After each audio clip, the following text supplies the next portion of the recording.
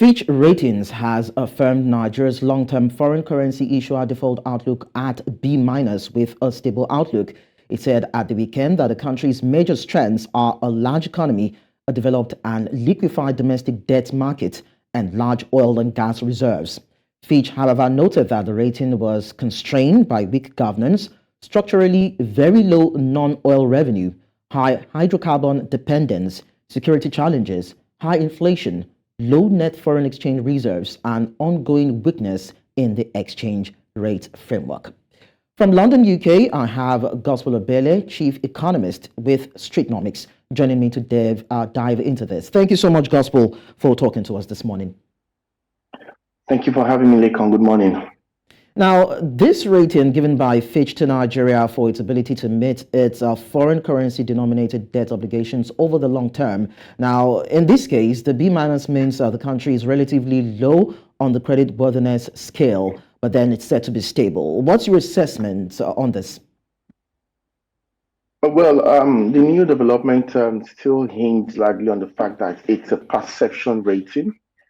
Not in the sense of the rating itself, but based upon the criteria through which Nigeria has moved to a stable rating window. And that's to say that the recent reforms or sort of political language or outlook towards reforms have been very positive.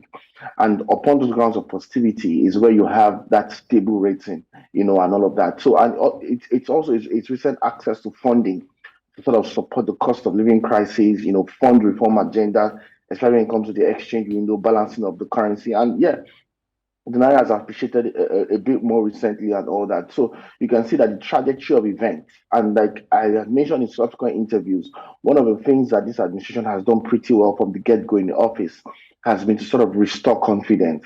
If you look at the quality of people who have been put into positions, MDAs and the likes, you would agree with me that there is a strong mix of private sector-led competition and all of that. Now, it's a different conversation if there will be a delivery of structural reforms. That's a completely different conversation. But in terms of outlook, positioning, and overview of what has been happening in the past 3 to 4, 5, months, since the new administration took into position, it's fair to say that that rating is largely built on that perception of confidence and the growth of, the prospects around positive reforms in the Nigerian economy. So there's still larger issues to deal. There's still structural beats. There's still the fact that the exchange is still very questionable. There's still major concerns in insecurity or inflation, ease of doing business, the quality of governance at the federal and subnational levels. There are still deep-rooted issues, which again hinge on the fact that rating sort of hinges on the balance. It's sort of on the fence kind of rating. That stability is still at on the fence kind of rating, because if it tilts anywhere left or right would really impact on Nigeria's credit rating in the subsequent future going forward. Yes, you've talked about the reforms of this current administration. We will critically look into that. But then let's look at the strengths, or the major strengths has been posited by Fitch Ratings. Now, Nigeria's major strengths as a large economy is said to be on the basis of it being a developing one, and of course the liquid domestic debt markets. Now, with large oil and gas reserves, that is what Fitch Ratings said. Now, so let's break it down a little bit. Nigeria is the largest economy in Africa, but it's been predicted that it will be briefly overtaken due to its stagnancy. That is, of course, by South Africa. So in terms of the weaknesses and strength, what would you say? How would you describe it? What are your considerations? What do you feel about it looking at the future? Well, the truth is that the future is very promising for Nigeria. Very honestly, very promising as well. But again, it really hinges on so many deep structural and policy dynamics, especially when you look at the key, or when it comes to raking in investment, stabilizing the business environment, bringing down inflation significantly, strengthening the currency in the scheme of the exchange, and then what's really going to look like, post all of these events I just mentioned. And it's also critical for us to note that the stability of this rating hinges on that promise as well. It hinges on that promise as well. And do not forget that these agencies have been clamoring heavily for removal of fuel subsidy, unification of these markets and all that. And those announcements alone, those bold announcements alone, and quote unquote seeming like moves to unify those markets have been the grounds upon which that stability ratings were made, in terms of the promise of what that could be. However, in actual sense, delivering a unification of these markets are a lot more complicated. Delivering a much more easier or more friendly business environment, raking in investment. Right now, the most investment friendly regions are largely Egypt, Morocco, Rwanda, safe to say South Africa and the likes, not yet Nigeria. All right. So there's still loads of structural and policy related reforms that need to come into the fore, and then enabling the quote unquote again the political ideology around those reforms. Because even if you have the right people in government, if you do not have the right ideology that drives inclusivity, it's still going to be skewed wrongly. All right. So it's not just enough to get the right people. You also need to be able to do the work and ensure there's a willingness to actually get the work done in a sustainable way. That is the ground upon which we may be able to retain that quote unquote largest economy status. If anything deviates south other than all of these events I've mentioned, then you have a case where South Africa may emerge, and you also have a case where Egypt, Morocco, and the current economies will retain their stance as more investment-friendly destinations. Even Fitch Ratings also said that Nigeria has a developed and liquid domestic debt market, and that means it offers a variety of debt instruments, such as looking at government bonds, corporate bonds, treasury bills, municipal bonds, and other fixed income securities. Now, are these reliable sources of financing its debts? Because, of course, there have been talks about how Nigeria can put itself at a vantage position in terms of its fiscal space and be able to pay up its debts while also being able to sustain the payments. Probably in the next few months, thereabouts. So what's your take on that too? I mean, in the short term, those prospects exist to leverage it in terms of domestic debts and other domestic instruments to facilitate debt servicing and the likes, repayments and all that. So those prospects exist. However, you also want to juggle that understanding with the fact that the currency is still very much at risk of that balance in terms of the exchange rate and in terms of the exchange window and all of that. You also want to look at possible economic events as we roll into the new year. Let's not forget that we haven't yet clocked a full fiscal year with the new administration. So we're looking at a new year coming. What would the business environment look like in the face of either increasing or moderating interest rates globally and all of that? So what's the sustainability around all of these things? So I mean, I mentioned short-term wise, there may be some positive optics around these domestic instruments. However, mid to long term, we'll need to begin again the structural slash productivity drivers of the local economy, because once there is a boosting of the local economy in terms of improved economic activities, that means more businesses thriving. In terms of improved income levels for consumers, once you have those two things and you don't have inflation at the center of that divide, then you can safely say that there is a sustainable path, to our fiscal positioning, in terms of that. You can also say that there is a sustainable path in terms of repaying debt, servicing debt, and all of that. So at the end of the day, it's all about sustainability. All right, all of these short-termist events are still very hinged on increasing geopolitical risk, interest rate factors, and many other global dynamics, that may impact on the local economy. And in response to that, ability to engage or interact with our obligations.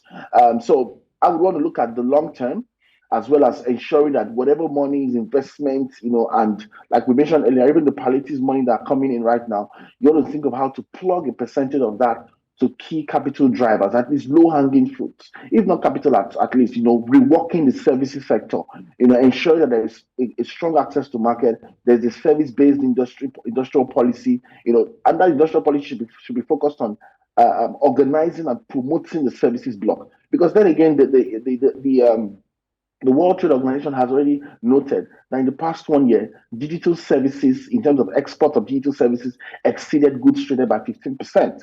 And the services sector holds about close to 56 to 57% of the Nigerian economy right now when it comes to GDP constructs. So you want to think of how you can juggle the low-hanging fruits and ensure that they are well positioned sustainably within the large scheme of things and all of that. Anything less than sustainability right now will be very short-termist, again hinged on global geopolitics and monetary factors as well. Yeah, even as we try to improve the factors and the issues and the potency of the low-hanging fruits as you have described, of course, we still need to look at the other bigger picture. And earlier on, you talked about the need to improve internal economic capacity. And one major economic sector of the country that has been faced with a lot of challenges is the oil and gas sector. There have been issues of theft, vandalism, gas flaring, and all of this are set to be conduits through which revenue is lost for years, decades, months, and Nigerian government has always had to deal with this. Now, is there any real or any practical lasting solution to dealing with these issues? To be honest with you, there is no challenge Nigeria faces right now that there is no practical, lasting solution to dealing with them. To be very honest, I think to a very large extent, at the tail end of these deep and recurring conversations, will be the game of interest.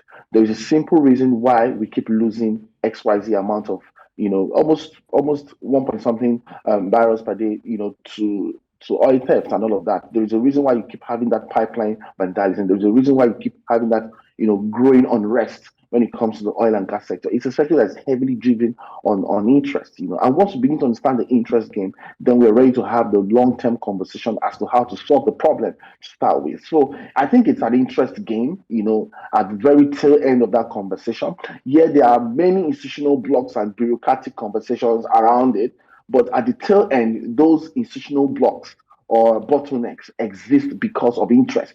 So when you address the interest question, which again we're not ready to many cases, these are not conversations that happen in public.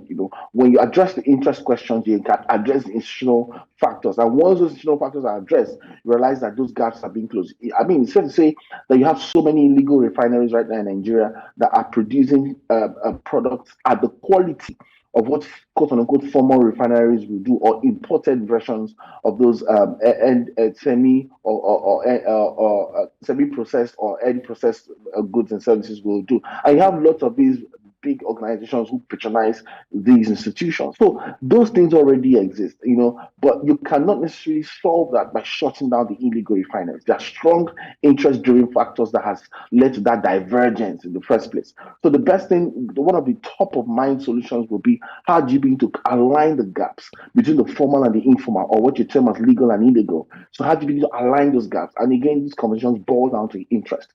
So when you begin to fix the interest dynamics, it's a lot easier to navigate the sector towards more stability and closure of some of these recurring issues. Anything short than that will just be back and forth institutional arguments that again and again we'll be back to this conversation in the next 3 4 years, and we're no longer making any form of tangible progress in terms of reform of the sector in the first place. Very understandable, I must say, Gospel. Now, the ratings agency cited high hydrocarbon dependence, high inflation rate, low net foreign exchange reserves, and weakness in the exchange rate framework as all contributory factors. Now, if the Nigerian government could have changed narrative, what reforms would be apt, looking at these areas, to deal with it and change? Well, first and foremost, Nigeria has a very unique and complex problem to deal. So we first need to own that, to be very, very confident in our skin enough to face our local issues. We're not doing that enough. That's number one. Then number two will be that there has to be more localized solution to solving these problems. In many of those cases, those problems may not necessarily be the solutions, right? May not necessarily be pathways that are very agreeable to lots of these credit rating institutions. May not even be agreeable to the IMF and the World Bank. All right, if you think of the informal sector, for instance, how do you solve the problem of the informal sector? You can't solve the problem of Nigeria's informal sector by trying to make it formal. All right, you solve the problem by making that sector more productive for the people. And then once that productivity is there, you've created the incentive to begin to draw the people into a more quote unquote formalized net, especially defining what that formalized construct would look like in the scheme of things, not what we even have right now as formal. So, safe to say that many of our challenges will need to be a lot more unconventional in its approach to solving the problem. For instance, I do not think, I mean, it's my personal opinion, that you can solve the problem of exchange rate in Nigeria without the parallel market. You cannot do that. I mean, you cannot easily get that running, by canceling or eliminating the parallel market, or by unifying the rate in quotes. There has to be a process to onboarding the parallel market within the scheme of things. There has to be an incentive as to why the parallel market will charge at a particular rate, not necessarily so different from the official window, because that's where a lot of the transactions happen. There has to be an incentive for for a critical percentage of Nigerians to play in the official window. We need to rework the dynamics of what the official window even means: documentation, conceptualization, access to transaction limits, and what you even term as legal transactions. So most of the solution to our challenges will really be unconventional in context to aligning those very, very, very weird factors that the West may not necessarily understand how they came about in the first place. All right. So and we need to also be confident in terms of emerging to solve our problem in a context fit way. And you realize that once the problem is being solved, as far as the problem is being solved, those folks will begin to play to your tune, and you will have something tangible to take to the negotiation table when it comes to funding, investment, financing, and all the likes, the normal conversations we have going forward in the future. As far as the idea of what you should do is being held so strong, e.g., unifying the market, e.g., taking out full subsidy, as far as you're trying to play in tune with that idea, you will be on the good books, but realize that there will be more nuanced local problems evolving. So, yes, I agree the fuel subsidy should be taken out, but you also need a more intelligent removal process, because an outright removal, like we've seen, literally see the amount, the price, at which the petrol stations were selling for. We've seen the impact on small businesses and all of that. All right. So, these conversations and these challenges are very intertwined. So we need a sustainable local model. For instance, I do not believe that subsidy is the main conversation. If you solve power by 50 to 60%, Nigerians will have no business going to the filling station. I don't know if you get what I'm trying to say. The average household spend up to 20 liters of fuel every week. So if you X that with increasing price per liter of fuel, that's another looming cost of living crisis, and inflation and all that. The vicious cycle continues, and Nigerians keep getting poorer on a month. Right, so you need to actually solve the structural problems that lead to the main problems, the root causal problems that lead to some of the challenges we find today. So it's not really a soft-feeling conversation. It's more of a structural reform conversation around power. All right, so until we begin to look at these things more confidently from our context and choose to solve it in a way that locally identifies the problem, I do not think there's a sustainable pathway to this. At the very best, we'll make announcements, attempt a couple of things, look good on the books, but we'll create lots of more crisis locally for the people. All right, to wrap things up, Gospel, one of the particular concerns raised by Fitch has to do with Nigeria's $10 billion forex loan from the African Export-Import Bank. Now, this loan was approved to help Nigeria finance its budget deficit and support its foreign reserves. However, Fitch raised concerns about the terms of the loan, which he says are more expensive than other loans that Nigeria has obtained in the past. So are you also worried about this loan? Because some people are questioning how the Nigerian government will be able to manage its debt levels while also improving its fiscal position. Yes, partly I would say I'm concerned, but again, it's part of what you find out. There are always consequences for fiscal indiscipline. There's always consequences. And again, I said, because the government is also pressured, to close the supply gaps with this funding that they access from the institutions, you realize that there's been some upward appreciation in the currency. But however, that's not also sustainable, because by doing that, just incurred more loans and all that you need to pay for in the future. But then again, you also want to think of what is the most sustainable route around this. The currency delivers on two major conditions, like I mentioned severally on the call. And one of it is actually, ensuring that your local economy is productive. Until that local economy is productive and your access to market, your export window and all that are easily facilitated, there's an easy way out for an average business person in Yaba to get their product to Kenya, and exchange it at a rate where it makes sense for them, and then the country can take an XYZ percentage from that business transaction. We cannot really have a sustainable pathway around this currency crisis. At best will be that we'll be patching the problem, which is what we've done currently at the moment, trying to close supply gaps. But then again, there's no clear local policy as to how you want to change the trajectory for good. So there is so much pressure on the now, which is understandable. There has to be relief. There has to be a short-term solution. But there also has to be a long-term pathway to ensure that local problem is being solved. And that we've not seen enough of that. All right, and again, which is also fueling the concerns around the debt obligations and repaying back these loans in the future. So I agree with you that some of these terms are not quite encouraging because again, that's part of the consequences you pay. For I mean, this institutions already know our country profile, right? So I expect loads of those terms and conditions to be in place to access any further funding in the future. All right, and we'll have more of that. So we need to think more sustainably, find more sustainable routes or reforms around how we deal with our local challenges. And I mentioned a couple of ways and low-hanging fruits around that. There are so many businesses who are export ready, but to access the finance, access the market, and all that, it's a big challenge. So crash all these things into a one-stop shop and ensure that Nigerian businesses have access to international markets, especially those ones that are export ready. These things are not they're not hard rocket work. They're not hard work to do. It's not rocket science, and all of that. But then, there is a process to getting things done, and there is a need for short-term relief. So balancing that is sort of appears like a trade-off, but we're hoping that there will be more, improved prospects around long-term sustainability of local issues and reforms, as it were. But as it stands now, it's more looking like you're patching the problem than fixing it. Well, hopefully, we hope that the needful will be done by the Nigerian government. Our Gospel Looking Obele, forward to it. of course, Gospel Obele, Chief Economist, Streetnomics, thank you so much for your engagement. Thank you for having me today. Bye.